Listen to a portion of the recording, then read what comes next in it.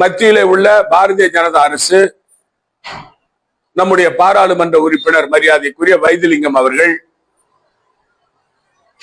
பாராளுமன்றத்தில் கேள்வி கேட்டார்.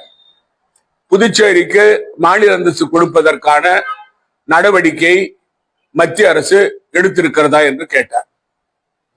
அதற்கு மிக தெள்ள தெளிவாக மத்திய உள்துறை இணையமைச்சர் அவர்கள் புதுச்சேரிக்கு மாநில அந்தஸ்து கொடுக்க முடியாது என்று தெளிவாக கூறிவிட்டார்.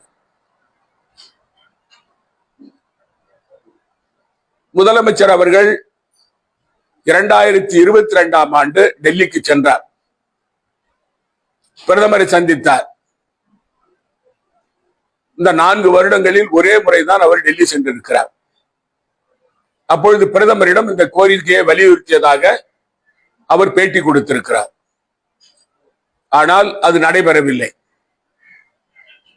அது மட்டுமல்ல, 2011 2016 வரை அவர் முதலமைச்சராக இருந்த காலத்தில் 2014 மோடி ஆட்சிக்கு வந்த பிறகு மாநில அந்தஸ்து பெறுவதற்கு நான் அந்த ஆட்சிக்கு நிபந்தனை என்று ஆதரவு கொடுக்கிறேன் என்று சொன்னார். ஆனாலும் அந்த ஆட்சி காலத்தில் அவரால் மாநில அந்தஸ்தை பெற முடியவில்லை. இப்பொழுது வாய்ப்பு இருந்தோம், என்ஆர் காங்கிரஸ் பாஜக கூட்டணி ஆட்சி இருந்தோம், முதலமைச்சர் ரங்கசாமி அவர்களால் மாநில அந்தஸ்து பெற முடியவில்லை.